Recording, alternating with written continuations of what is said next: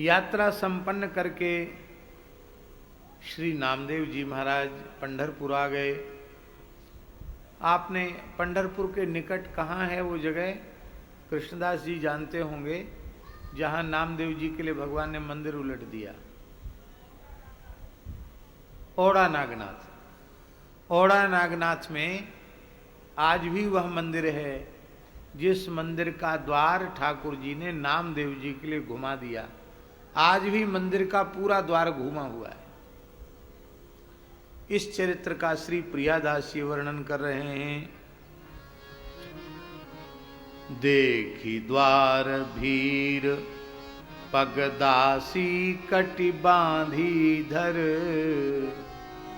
कर सो उछीर करी चाहे पद गाइए। देख लीनी बेई काहू दीनी 5-7 चोट, कीनी धका धकी रिस मन में न आइए। ओड़ा नागनाथ में आप पधारे, वहां भगवान के मंदिर में गए तो देखा कि मंदिर में कोई उत्सव चल रहा है और बड़ी भारी भीड़ है। और ऐसे अवसरों पर भीड़ में, मंदिरों में जूता चप्पल चोरी जरूर होते हैं। अब ये नामदेव जी का भोलापन है। दूसरी बात यह है कि नामदेव जी अपन में विचार करते हैं कि जो कुछ श्रम पूर्वक कमाते हैं उससे संतों की सेवा करते हैं, उसको अपने शरीर के आवश्यकता में व्यय करना वो मूर्खता है। इसलिए टूटी फूटी पुरानी जूती थी और घिस चुकी थी, लेकिन फिर भी आपके मन में था कि ये भी कहीं चोरी हो गई तो फिर नई जूती करनी पड़ेगी। अपने शरीर के लिए धन का व्यय करना अच्छा नहीं है। सेवा के लिए करना तो ठीक है, शरीर तो नाशवान है। तो आपने कपड़े में जूतों को बांध लिया और उसकी फेट कमर में कस ली। दिखे नहीं, कपड़े में बांध करके जूतों को कमर में कस लिया। कटि बांधी धर करसों उछीर करी चाहे पद गाइए। और वहां पदगान करने लगे। नामदेव जी के चरणों में नूपुर बंधे हुए हैं, बीणा और करताल हाथ में है। श्री नामदेव जी नृत्य करते हुए भगवान को रिझा रहे हैं।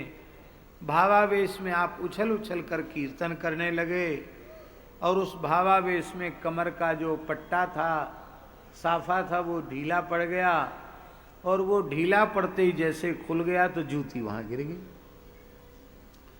जब जूती गिर गई तो देख लीनी बेई, अरे मंदिर के जगमोहन तक जूता लेके चला आया। मारो मारो मारो मारो, दीनी 5-7 चोट प्रहार किया नामदेव जी के ऊपर। कीनी धका धकी, नामदेव जी को लोग पहचानते न हो ऐसी बात नहीं है। नामदेव जी को पहचानते थे कि नामदेव जी है। जिन्हें बाल्यकाल में ही भगवान का प्रत्यक्ष दर्शन हो गया, भगवान ने 5 वर्ष की आयु में नामदेव जी के हाथ से दूध पिया, ये वही नामदेव जी हैं।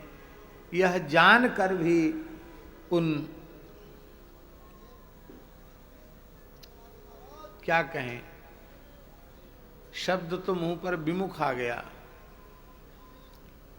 उन विमुखों ने, भले ही वे भगवत सन्मुख खड़े हैं, पर भगवत सन्मुख खड़े होने पर भी यदि भक्त की महिमा नहीं जानते हैं, संत की महिमा नहीं जानते हैं, तो सन्मुख होने पर भी वे विमुख ही हैं।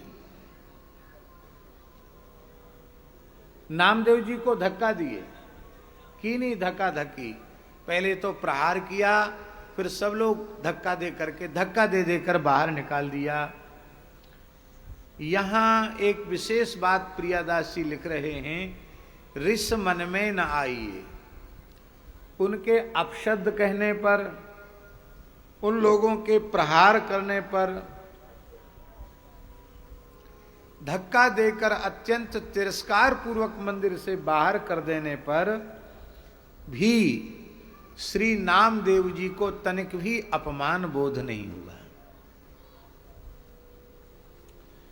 क्योंकि भगवान के भक्तों के जो लक्षण भगवान ने देवहूति माता को बताए हैं, उनमें तितिक्षव कारुणिका सुहृद सर्वदेहिनाम अजात शत्रव शांता साधव साधुभूषणा मयि अनन्येन भावेन भक्तिं कुर्वन्ति ये दृढ़ाम मत्कृते त्यक्त कर्माणः त्यक्त स्वजन बांधवाः मदाश्रयाः कथामृष्टाः शृण्वन्ति कथयन्ति च तपन्ति विविधास्तापा नैतान् मद्गतचेतसः त एते साधवः साध्वी सर्वसंग विवर्जिताः संगस्ते स्वथते प्रार्थ्यः संगदोषहराहिते। संतों का सबसे पहला लक्षण है तितिक्षवः, वे सहनशील होते हैं। भयंकर से भयंकर निंदा को सहन कर लेते हैं, अपमान को सहन कर लेते हैं, तिरस्कार को सहन कर लेते हैं, प्रहार को सहन कर लेते हैं, दैहिक दैविक भौतिक तापों को सहन कर लेते हैं, ठंडी गर्मी आदि बरसात आदि को सहन कर लेते हैं। अपमान को तो सहन करते ही हैं, भगवान के भक्त सम्मान को भी सहन कर लेते हैं। आप कहेंगे सम्मान को सहन करना क्या है? यथार्थ में जो सम्मान सहन कर सकता है वही अपमान भी सहन कर सकता है। सम्मान जिसको नहीं पचेगा उसको अपमान भी नहीं पचेगा।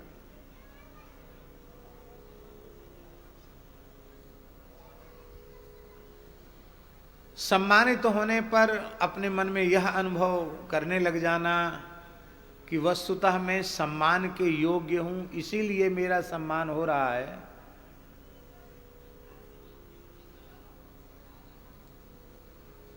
ये जो है ऐसी बात यदि मन में आ गई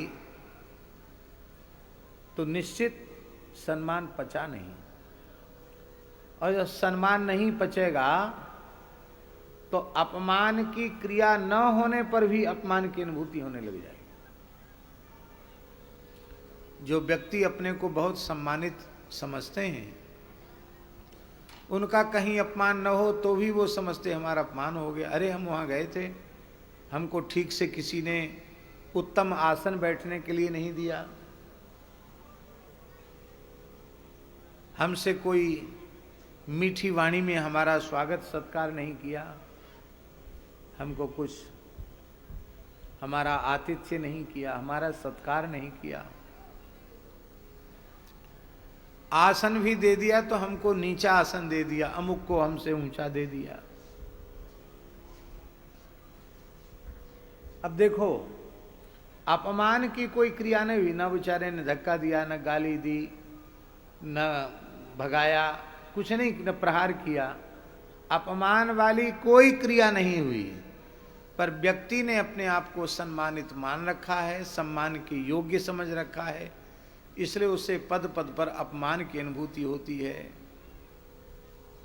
हमें अपने पूज्य गुरुदेव की एक बात याद आती है। बरसाना में गह्वर वन में कथा चल रही थी। एक गार्गी माई करके एक संत माता जी थी, वो कथा की आयोजिका थी। एक छप्पर पड़ा हुआ था, छोटा सा चबूतरा था, उस पर खाली तखत पर काला कंबल, उसी पर बैठकर महाराज जी कथा कहते थे। हम 2-3 लोग तखत के किनारे बैठ जाते थे और कोई ज़्यादा जगह थी नहीं, बीच में रोड था, उस उधर वृक्षों के नीचे संत बैठकर कथा सुनते थे। तो परम पूज्य श्री रमेश बाबा जी महाराज ने कहा, रे इतने बड़े महापुरुष कथा कह रहे हैं, थोड़ा हमको संकेत करते तो गहवर वन में बढ़िया से बढ़िया व्यवस्था हो जाती। उसके यहाँ कथा कहने बैठ गए। महाराज जी का कितना बड़ा स्तर है, स्तर का विचार नहीं किया। किसी ने आकर कह दिया कि ऐसा वो कह रहे थे। महाराज जी हंसकर बोले, जिसने अपना भीतर से कोई स्तर मान रखा हो उसका स्तर घटेगा और बढ़ेगा, पर जिसने स्तर को ही स्वीकार कर दिया उसका न कुछ घटने वाला है न कुछ बढ़ने वाला है। यही है निरुपाधिक अवस्था, उपाधि शून्य अवस्था।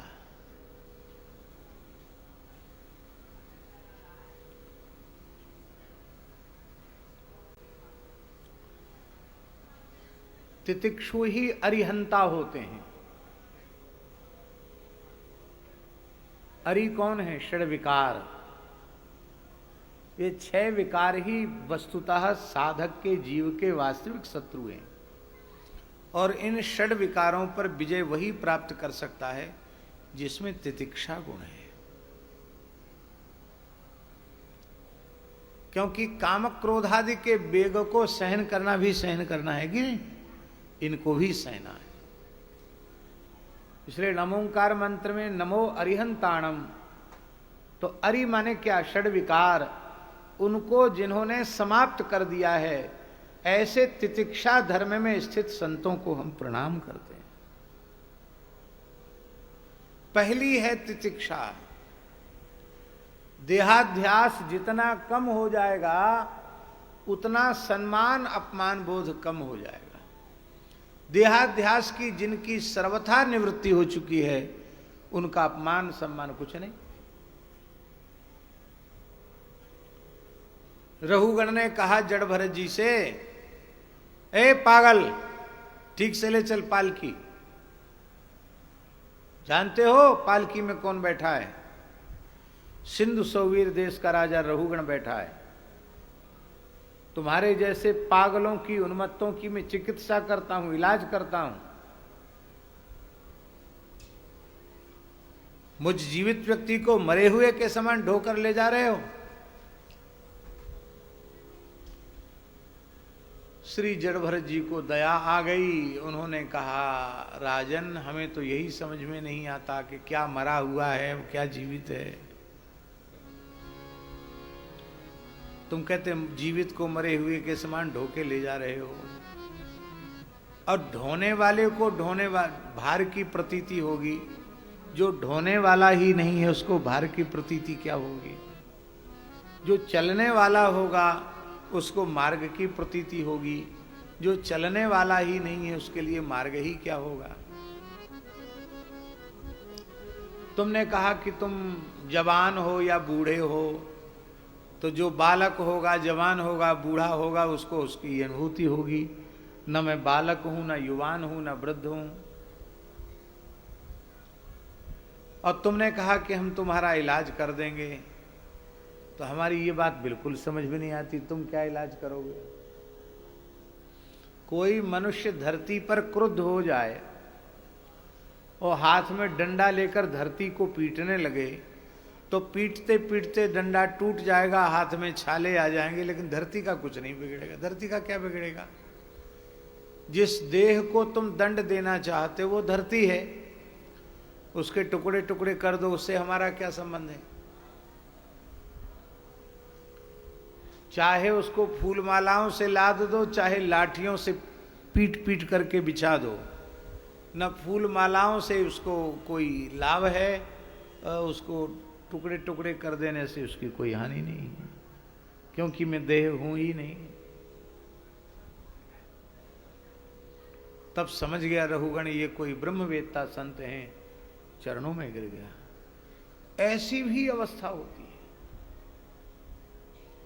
एक संत थे शरीर बाबा जी महाराज, पवित्र विप्रकुल का जन्म था, बुंदेलखंड का शरीर था उनका, भगवत प्राप्त सिद्ध पुरुष थे। केवल शरीर मात्र परिग्रह था, इसलिए उनका नाम शरीर बाबा पड़ गया। शरीर पर कोई कपड़ा वपड़ा नहीं पहनते, पूर्ण दिगंबर रहते थे। इतनी ऊंची कक्षा ज्ञान की उन्हें प्राप्त हो चुकी थी कि जो लक्षण भगवान ऋषभ देव जी के कहे गए भागवत में, वे सारे लक्षण उनमें घटित थे। उनके मलमूत्र से भी सुगंध आती थी। किसी ने खिला दिया तो खा लिया, पिला दिया तो पी लिया, अपने आप कुछ नहीं, मस्त घूमते रहते थे पागलों की तरह। कभी कोई उनको कहीं देखता, कभी कोई कहीं देखता, ऐसे थे। एक बार जंगलों में पड़े थे, सत्य घटना है। अब कुछ किसान लोग वहां से जा रहे थे रात्रि में अपने खेत में पानी लगाने के लिए। गेहूं के खेत में रात को ही पानी लगाया जाता है।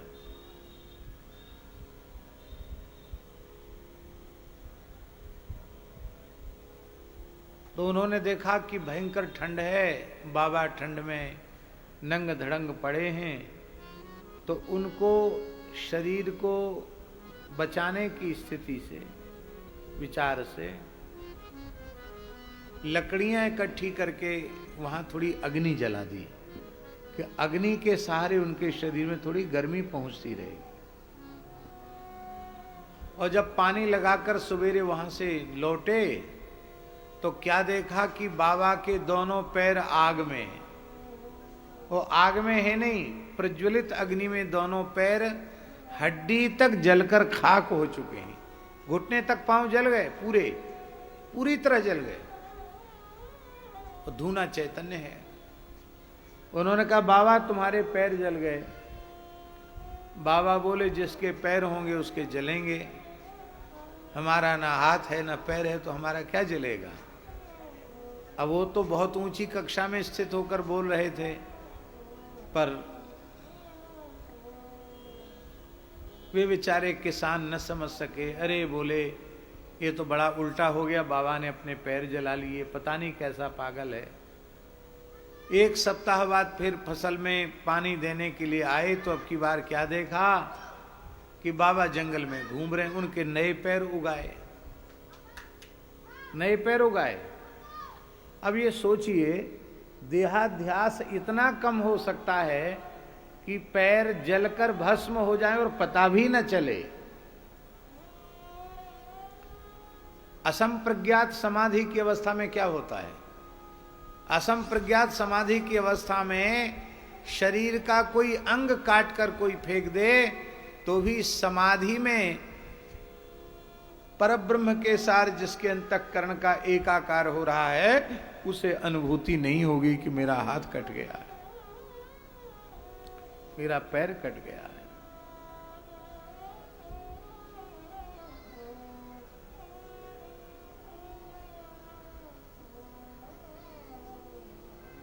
शरीर को सुख दुख की अनुभूति तब होती है जब अंतःकरण की वृत्ति शरीर के साथ एकीकृत होती है। और जब अंतःकरण की वृत्ति प्रभु के साथ एकीकृत हो जाती है तो शरीर के सुख दुख की अनुभूति नहीं होती है। बोलो भक्तवत्सल भगवान की जय। तो श्री नामदेव जी को तनिक भी अपमान बोध नहीं हुआ। उन्होंने अपने मन में विचार किया, क्या है, गाली दिया, धक्का दिया, मार पिटाई की, बाहर निकाल दिया, इससे हमारी क्या हानि हो गई। अच्छा हुआ, लोभ करने वाले को तो दंड मिलना ही चाहिए। हमने फटी पुरानी जूतियों का लोभ किया और अनुचित अशास्त्रीय कार्य किया कि फेट में बांध करके मंदिर में कीर्तन करने चले गए। तो जूतियों में आसक्ति हमारी हो गई, हमारी आसक्ति विट्ठल में होनी चाहिए थी। अच्छा हुआ, यदि यह दंड ये पंडा पुजारी यहाँ न देते तो यमराज के यहाँ इस दंड को भोगना पड़ता। पंढरीनाथ कितने करुणामय हैं, इतने बड़े अपराध को यहाँ हल्के में ही उन्होंने समाप्त कर दिया, सहज में ही उसका दंड भुगवा दिया। बड़े प्रसन्न हुए श्री नामदेव जी, दुखी नहीं है बिल्कुल। और इसके बाद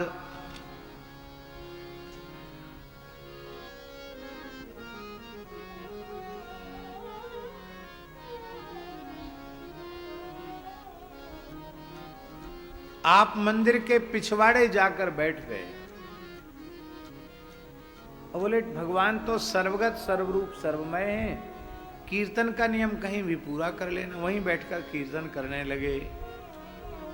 लेकिन एक बात से नामदेव जी के मन में बड़ी भारी पीड़ा हुई। नामदेव जी के मन में आया कि इन पंडे पुजारियों ने कह दिया खबरदार, अब द्वारा मंदिर में पांव मत रखना, आना मत द्वारा यहां। तो मैं तो प्रभु का दर्शन का लालची हूं, बिना प्रभु दर्शन के मुझसे कैसे रहा जाएगा, मैं कैसे जीवित रहूंगा। मैं प्रभु दर्शन से वंचित हो गया, इसका विरह आपको हो गया। और वे रुदन करने लगे।